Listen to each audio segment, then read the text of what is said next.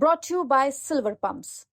Top quality और consistent performance के लिए सिर्फ सिल्वर पंप नाम याद रखना। हमारी मेरिट नंबर 1 होने के कारण हमारी मेरिट को नजरअंदाज कर दिया गया। उनकी लेखपाल से सगी संबंधी हैं, उन्होंने अपनी आय को समय रहते हुए अपनी आय को कम करवा दिया है। नौकरी के लिए अब ऐसे दिन आ गए कि भैया पूछिए मत। आंगनवाड़ी में नौकरी के लिए हुई चयन प्रक्रिया में जो अभ्यर्थी फंस आया उसे किनारे करके जान पहचान वाले की नौकरी लगा दी गई। जी हां, ऐसा दावा है यूपी कांग्रेस का। दरअसल सोशल मीडिया हैंडल एक्स पर यूपी कांग्रेस बांदा का एक वीडियो पोस्ट कर लिखती है, बांदा में एक अभ्यर्थी ने आंगनवाड़ी चयन प्रक्रिया पर सवाल खड़े किए। उनका कहना है कि मेरिट लिस्ट में प्रथम स्थान होने के बावजूद अधिकारियों ने उन्हें दरकिनार कर दिया। अभ्यर्थी के पति ने न्याय पाने के लिए डीएम ऑफिस में गुहार लगाई है, लेकिन इस सरकार में किसी को न्याय मिलता कहां है। भाजपा सरकार में भर्ती कोई भी हो, बिना धांधली और फरेब के पूरी हो ही नहीं सकती। क्या नाम है आपका? पूजा वर्मा। पूजा वर्मा कहाँ से है? बदौसा। बदौसा, खास बदौसा जी। कि कोई गाँव? नहीं, बदौसा तहसील। अच्छा, क्या समस्या क्यों आई हो? सर, हमारी मेरिट प्रथम होने के कारण आंगनवाड़ी भर्ती निकली थी। क्या में है? आंगनवाड़ी भर्ती निकली थी, उसमें हमारी मेरिट नंबर 1 होने के कारण हमारी मेरिट को नजरअंदाज कर दिया गया और आय की क्या कहते हैं जांच पड़ताल करके आज हमारी आय को गलत कर दिया गया। ये नौकरी हमें मिलनी चाहिए थी तो हमारी नौकरी को हटा दिया गया, दूसरे को दे दिया। दूसरे को दे दिया गया। उनकी लेखपाल से सगी संबंधी हैं, उन्होंने अपनी आय को समय रहते हुए अपनी आय को कम करवा दिया है। आपका नहीं किया? जी, हम अपनी फरियाद लेके आए हैं जिलाधिकारी के पास। अच्छा, डीएम साहब ने क्या कहा? हमारे पति कुष्ठ रोग से पीड़ित हैं, वो नौकरी नहीं कर सकती और हम हैं तो किसी तरह ये नौकरी पाना चाहते हैं। नहीं, आज डीएम साहब से मिली आप? मिली है। नहीं तो क्या लिखा? उन्होंने लिखा डीपीओ साहब से मिली। इतना ही नहीं, बांदा के बदौसा की रहने वाली पूजा वर्मा ने जिलाधिकारी के पास पहुंचकर अपनी शिकायत दी, जिसमें लिखा हुआ था कि प्रार्थिया ने ग्राम पंचायत बदौसा के बंगाली पुरवा बदौसा से आंगनवाड़ी चयन हेतु ऑनलाइन के माध्यम से अपना आवेदन पत्र प्रस्तुत किया था एवं बाल विकास पुष्टाहार विभाग बांदा के निर्देश अनुसार दस्तावेजों की भी जांच संबंधित विभाग में उपस्थित होकर ससमय कराई थी।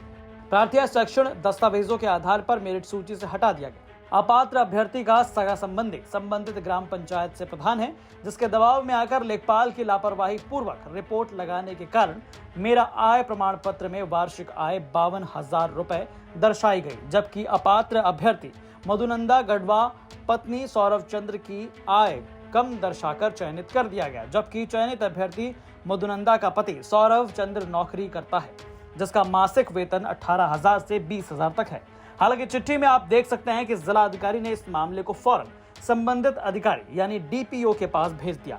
इस खबर पर यूपी तक के संवाददाता सिद्धार्थ गुप्ता ने आंगनवाड़ी संबंधित अधिकारी डीपीओ साहब से बात की, जिसमें उन्होंने बताया कि कार्रवाई की जाएगी, जांच हो रही है। नहीं, ये मैं बता दूं कि ये सारी प्रक्रिया पोर्टल के माध्यम से हुआ है और जो जिसने भी आवेदन किया है उस आवेदन के अभिलेखों के आधार पर चयन किया गया है।